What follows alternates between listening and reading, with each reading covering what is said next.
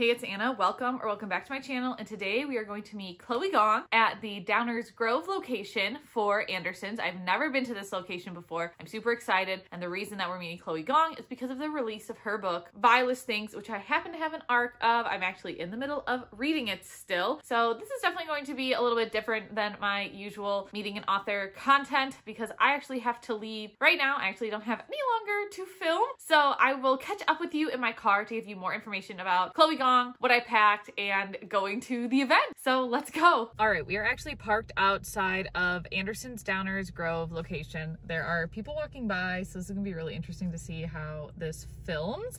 But I definitely wanted to just introduce you a little bit to Chloe Gong as an author. I think I own the majority of her works except for one. So I believe that is a novella. I typically don't own novellas or buy novellas just because I don't know if the price is like worth the print typically. The only novella off the top of my head that I own is Killjoy by Holly Jackson, but that came in like a book advent calendar with a book bundle that my husband bought. So I feel like that's a little bit different. So let me show you the books that I do own by Chloe Gong. First, I have this duology. I have not read this duology, and I would say you should read this duology first if you are interested in reading the next duology that I'm going to talk about. So there's like a little bit of an order with her young adult duologies. The book today is an adult duology, so a little bit different. We have These Violent Delights and Our Violent Ends. You can tell one's a paperback, one's a hardcover. So I'm going to read to you the description for These Violent Delights first, so you can kind of see what it's about. The year is 1926 and Shanghai hums to the tune of debauchery. A blood feud between two gangs runs the streets red, leaving the city helpless in the grip of chaos. At the heart of it all is 18-year-old Juliet Kai, a former flapper who has returned to assume her role as the proud heir of the Scarlet Gang, a network of criminals far above the law. Their only rivals in power are the White Flowers, who have fought the Scarlets for generations, and behind every move is their heir, Roma Montagov, Juliet's first love and first betrayal. When the gangsters on both sides show signs of instability, culminating in clawing their own throats out, the people start to whisper of a contagion, a madness, of a monster in the shadows. As the deaths stack up, Juliet and Roma must set their guns and grudges aside and work together, for if they can't stop this mayhem, then there will be no city left for either to rule. So it's a Romeo and Juliet retelling in these two books. I, again, have not read this. So in terms of signing books tonight, we're allowed to bring two books from home. So these two I definitely just brought in case she says that she is going to sign more books, but these are not my priority to get signed. I am going to ask her to sign Foul Lady Fortune as one of my two books from home off the top of my head. I have read Foul Lady Fortune. I really enjoyed Foul Lady Fortune, but again, I would recommend reading it after the These Violent Delights duology just because of what I've seen in Foul Heart Huntsman. They're kind of interconnected, but I think you're fine reading this one first almost. I don't know what gets spoiled. The main characters are different between the two duologies, but I believe they're connected. For example, they're in the same city. So in Foul Lady Fortune, it is 1931 in Shanghai, so we're in the same city, and the stage is set for a new decade of intrigue. 4 years ago, Rosalind Lang was brought back from the brink of death, but the strange experiment that saved her also stopped her from sleeping and aging and allows her to heal from any wound. In short, Rosalind cannot die. Now, desperate for redemption from her treacherous past, she uses her abilities as an assassin for her country, codenamed Fortune. But when the Imperial Japanese Army begin its invasion march, Rosalind's mission pivots. A series of murders is causing unrest in Shanghai, and the Japanese are under suspicion. Rosalind's new orders are to infiltrate foreign society and identify the culprits behind the terror plot before more of her people are killed. To reduce suspicion, however, she must pose as a wife of another nationalist spy, Orion Hong. And though Rosalind finds Orion's cavalier attitude and playboy demeanor infuriating, she is willing to work with him for the greater good. But Orion has an agenda of his own, and Rosalind has secrets that she wants to keep buried. As they both attempt to unravel the conspiracy, the two spies soon find that there are deeper and more horrifying layers to this mystery than they ever imagined. I'm actually in the middle of Foul Heart Huntsman. I have been since February. I guess that's technically a softie enough, but I put it back on my TBR, and hopefully I can also read it during this this video, or at least part of it. And the reason I did not bring Foul Heart Huntsman with me is because that is actually already signed by Chloe Gong. I bought that after a Black Friday sale at Barnes & Noble. So I actually already have one half of this duology signed. So I will complete the signing of this duology. And this is the set that I think has the novella in between them. So just something to keep in mind. So those are her young adult books. Immortal Longings is her adult debut, and the book today is Vilest Things, which is the second in the duology. So I don't have it in my little grubby hand yet, but I do have the ARC on my Kindle. Unfortunately, at this time, I'm not going to be able to finish Vilest Things, so no review yet. So we're actually keeping this pretty spoiler free. Immortal Longings, this is an Antony and Cleopatra retelling. I don't even know the story of Antony and Cleopatra, but I definitely think it's interesting. I would personally consider this, if new adult was a category, I feel like this could be new adult. There's honestly like one spicier scene in this that I really don't think is too terrible. I feel like if I saw one of my seniors reading this while I was still teaching, I would not raise an eyebrow. I'd be like, yeah, that's totally fine for a 17-year-old to be reading, in my opinion. So let me read you what the description is. We have, every year, thousands in the kingdom of Talon will flock to its capital, Twin Cities, San Air, where the palace hosts a set of games. For those confident enough in their ability to jump between bodies, there is a fight to the death across San Air for a chance to win unimaginable riches. Princess Calla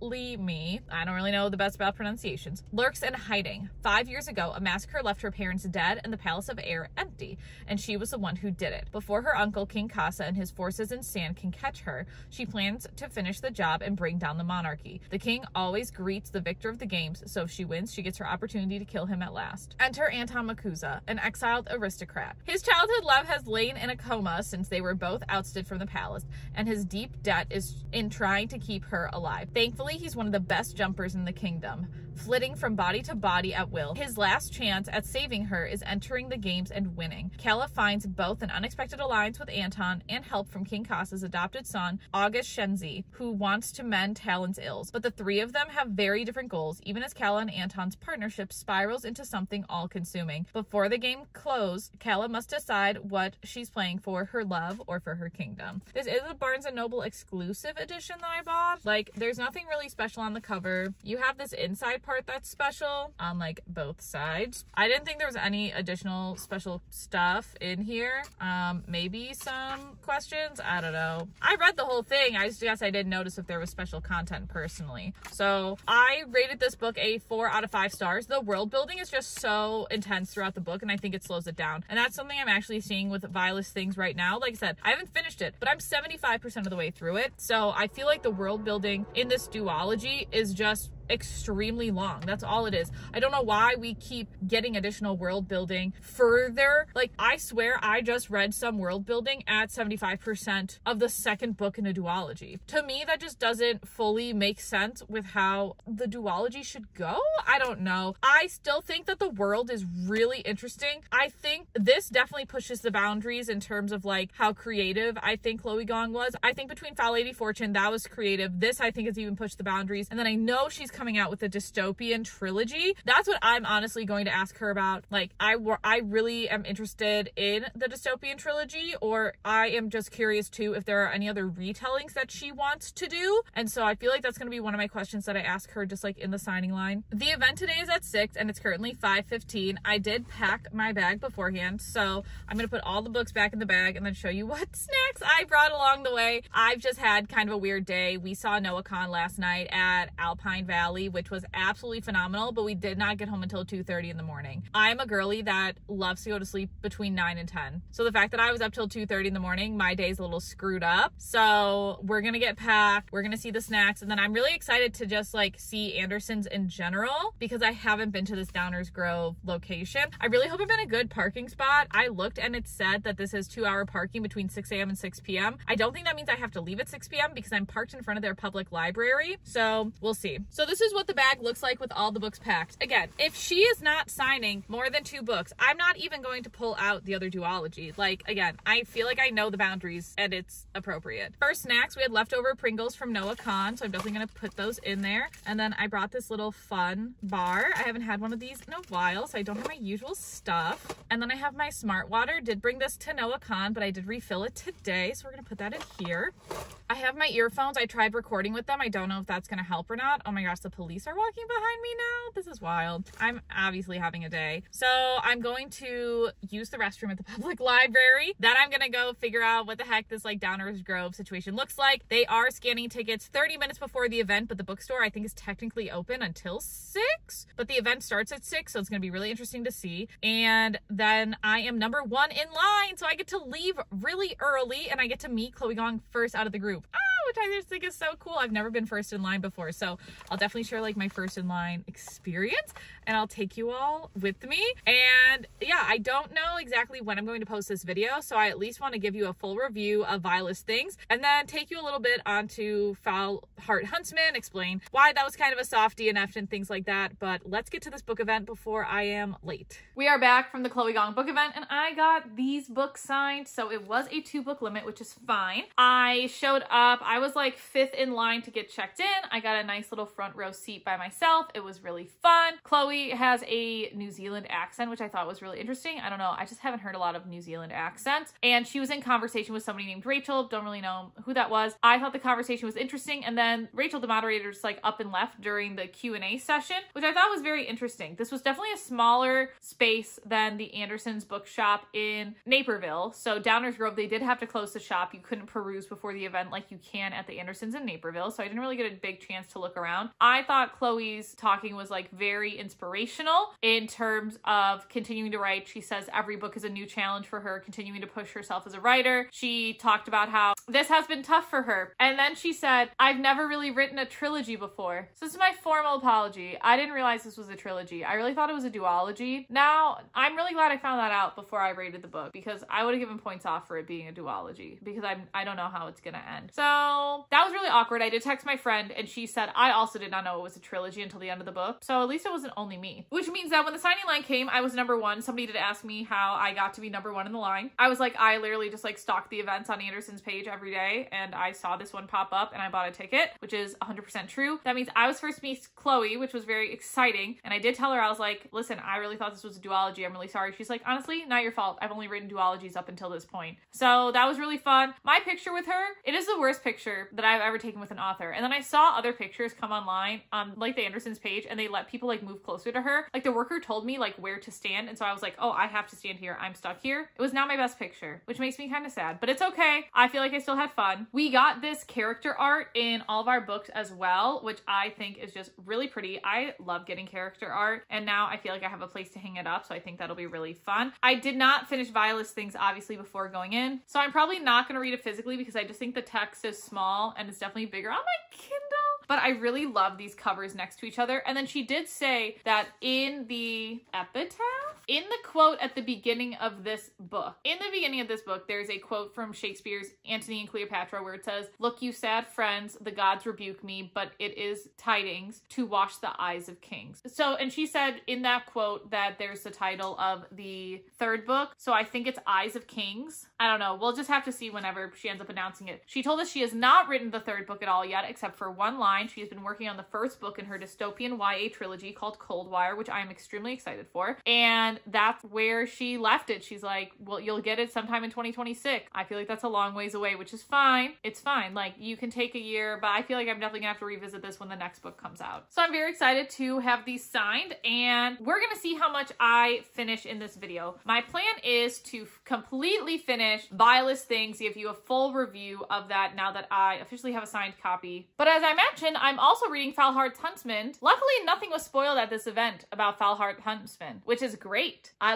learned nothing. I learned absolutely nothing about this book. And you can see that is how far I'm in. I know the exact point though that I stopped reading and I've told myself I either need to finish this book or I just need to stay at this point because it's in my head exactly what happened. Big ol' scene. She did also say that the 2 duologies of These Violent Delights and the Foul Lady Fortune duologies, you don't have to read in any particular order. I don't know. I don't necessarily agree with that, but she's the author. So we're gonna see how far I can also get in Foul Heart Huntsman during this video as well. I do have a few YouTube videos already lined up to publish. So I feel like I have some time to read everything and hopefully give you full reviews. So let's start by finishing Vilest Things first, and then we're gonna move on to continuing to read Foul Heart Huntsman. So let's see which one I like better. I'm leaning towards liking the duology better, but I'm also a person that loves resolution, and I don't think that's a fair comparison to a trilogy where there's only 2 books out. But we'll see, because I'll probably have an opinion nonetheless. All right, I have finished Vilest Things. I'm giving it a 3.5 out of 5 stars. I'm sorry. I liked Immortal Longings better, but I think that just makes a lot more sense to me. In Immortal Longings, you follow a specific game. There's a specific plot that you pull into. I feel like this book is a lot more character driven. You travel the world a lot more. There's just a ton of world building in this second book that I feel like slows it down. And I feel like some of it we could have learned in the first book. I don't really know. And so I feel like it just slowed down the book. But I am somebody that likes court politics too. So I feel like while some of it was a bit heavy, I did find it very interesting. And then it makes sense this is a trilogy. Do you know how confused I would be if I got to the end of this book and did not know it was a trilogy?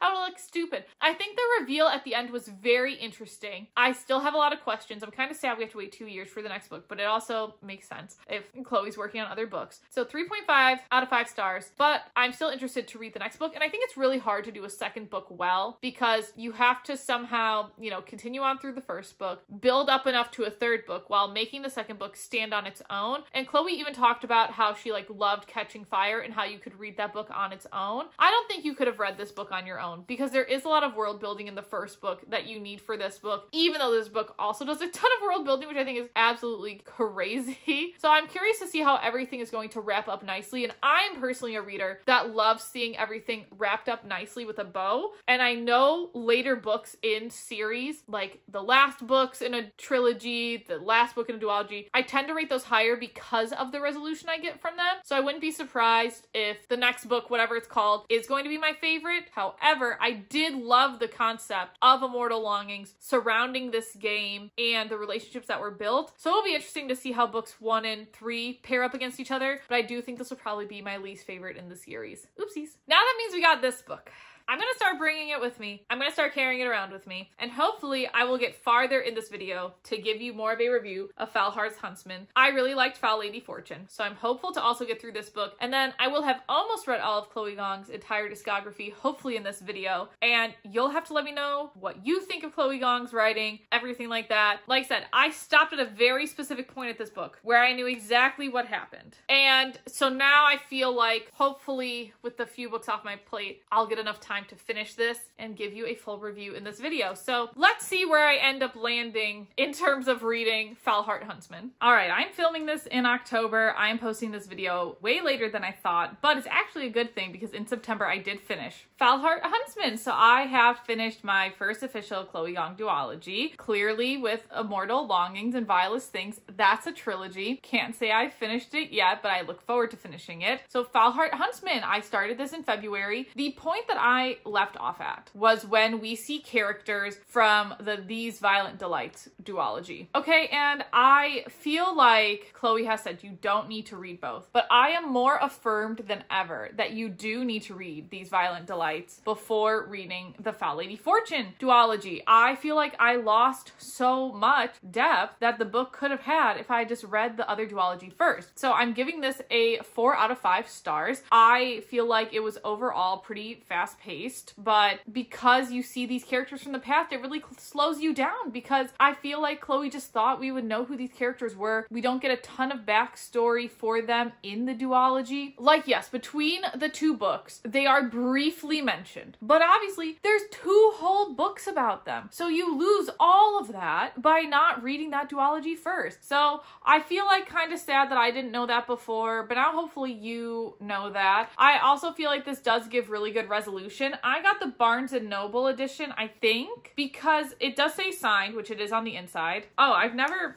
compared their signatures. I don't necessarily want to show their signatures on camera, but I'm curious what it looks like because I got the Foul Heart Huntsman. I got that Black Friday last year. Yeah, the signature is very different in terms of just size, but that's about it. So there is like an extended epilogue in this book that I did actually really enjoy. It was like a little 40-page extended piece, and I feel like it fits seamlessly seamlessly with the story. And I can see why it wasn't its whole other book, because it really did just give you resolution for Rosalind and Orion as a couple, which I appreciated. So I thought that was really sweet. And again, you still see these characters from Our Violent Delights, or I don't look what the titles are. These Violent Delights and Our Violent Ends. So you still have characters from that duology. And it's just, I don't know. That's kind of like my biggest gripe with this is I can read interconnected standalones when it comes to romance, because with the romance genre, you're not ever getting a sad ending. But with like a fiction genre, I feel like you can get a sad ending. That's why we have the ending of the Divergent series the way that it is. So I feel like it definitely is these major spoilers where they are connected and you should read them in a certain order. So yes, the main characters of the books are different, but I really wish that somewhere it would just recommend that you read These Violent Delights first and then this duology. So I do want to go back and read These Violent Delights and Our Violent Ends, but I'm not going to do this before this video is going to be posted. So overall, I feel like I am a fan of Chloe Gong. I think it'll be really interesting to see how she continues to develop as a writer, because at the event she kept talking about how every book after the last one has been harder and harder, which I think she keeps pushing herself. I'm super excited for her dystopian Cold Wire, but dystopian has like a very special place in my heart. So I feel like I'm already going to be a little bit biased towards that. But let me know if you've read Immortal Longings, Vilest Things, really any Chloe Gong book at this point, because I feel like now I know how Our Violent ends. So the journey has not been spoiled for me, but I feel like the ending has. So you can let me know your rating, what you thought of it. And if you haven't read any Chloe Gong, you've probably seen some spoilers in this video, as I had said, but maybe you picked one up, and you can always decide to reread any Chloe Gong books. Feel free to pick one up. And if you are currently reading a book, don't forget to keep on reading, and I will see you next week.